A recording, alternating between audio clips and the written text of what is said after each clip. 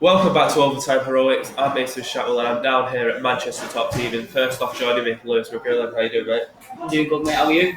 Can't complain. I've just watched you train for a good hour there, and Jesus, bunch of animals in this gym. To be fair, I thought that was a light session compared to the other sessions Aaron puts us through. To be truthful.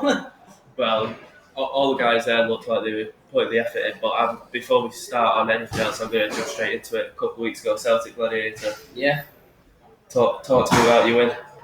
I thought I like Charlie Falco and I managed to win first round knockout. I think we seen after the fight, obviously, just how great of a fighter you're becoming, because obviously you've transitioned from an 8-1 amateur to now a 2-0 professional. But I wanted to ask, after you got the knockout win, it seemed that you were saying a couple of things after the fight. Yeah. Are you able to tell us what was said? Yeah, I would like to speak about this actually. Well, a lot of people didn't. Some people loved it, some people didn't like it. But basically, when we both got announced the fight, he put up a post on Instagram, a fight post up, and he put, "We get to put this guy in a dirt nut.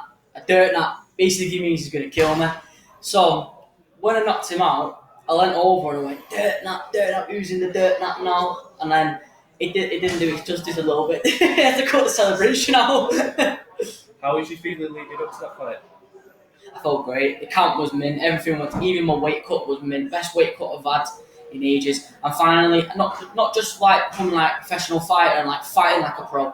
I'm cutting weight like a pro. I'm training like a pro now. Like I'm approaching the professional standard, and I feel like it's all coming together now, and I'm only just getting better. I feel like the sky's the limit. Which obviously you compete at flyweight. Do you think you'll move up in the divisions at any point? Well, I'm 21 next month, literally, and I can make flyweight easy. I'm not a big. I wouldn't say I'm a big bantamweight. Like I'm a big flyweight. Everyone knows that. I fought at bantamweight on short notice fights in the amateurs, and I felt the strength size and stuff like that. I train with amateur bantamweights. I train with pro bantamweights, and I can feel the strength sometimes. But I do well against bantamweights. End of the day, I'm still growing, and I probably will develop into a bantamweight in a few years to come. Who knows? But if flyweight's still available to do, like I'll make flyweight. Yeah. 100%. I want to go back to your fight as well. It seemed during the fight, just before you knocked him out, obviously you got the knee, but I seen on another show you was saying that it didn't land in the head, it landed on the chest. Did you think that hurt him at all when it dropped it? I heard him win, so he threw a tee, and then as he threw a tee, he level changed and stepped in, and I just missed his head by an inch because I seen him dropping the levels, and then I went to the knee, and then he hit his chest and he went down, and then I told him to get back up, and I know he kept dropping that right hand, and he was circling into my left. I head kicked him, and as soon as he circled in, I binged on with the left, and then that's how she rolled. Well, when he went down, it seemed like he wanted you to go to the ground. Was that way in the script, was it? No, I know he's a very good grappler, to be fair, and I've seen him. He's give a good teammate of mine. He fought one of the teammates, and he gave him a good fight, man. Like on the ground, he was controlling well. I've watched all of his amateur fights, to be honest, even his IMF fights, and he's done well with his grappling. And I just felt like the striking's where it's going to play a factor. But I do feel like if it still went to the ground, I still would have worked him. It was just it probably would have been a longer approach to win. I just felt like if I stand with him, I can finish it.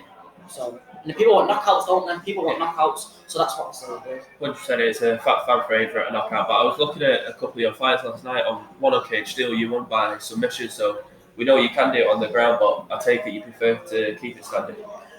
These days, I do, yeah. But I would say like I'm a well-rounded fighter. I'll fight wherever the fight needs to go. I don't want to say I'm a striker or I'm a Brazilian Jiu-Jitsu or I'm a wrestler.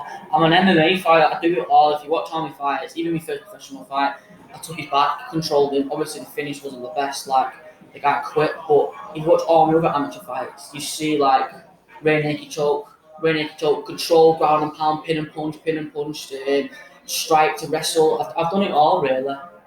100%. I want to ask. Obviously, you was just telling me then that you could be fighting again in a couple of months, was it? Yeah. With your hometown. How are you feeling towards that? I can't wait. It's just like I've always dreamed of fighting in women's show and the forum. Like I trained I do my strength and conditioning in the forum gym. I've watched all the Jimmy Egan lads box there. I've had mates who box in that box there, and I've always sat on there and I stand and I'm like, I'd sell out of this. I'm a pretty popular kid where I'm from, and a lot of people look up to me in a way now. Like I'm doing something good for the community, and like me staying and putting women show on the map at the end of the day. Like, and I just feel like it's all coming together now, and it's in a way, and it's like cheesy, but it's like a dream come true. Like I'm finally finding my hometown, and I'm gonna fucking blow the roof off. Any names that you'd like on that card? Anyone you want to call out? Yeah, I would like to fight. I would love to fight Sam Burr. I feel like I'd smash his head in.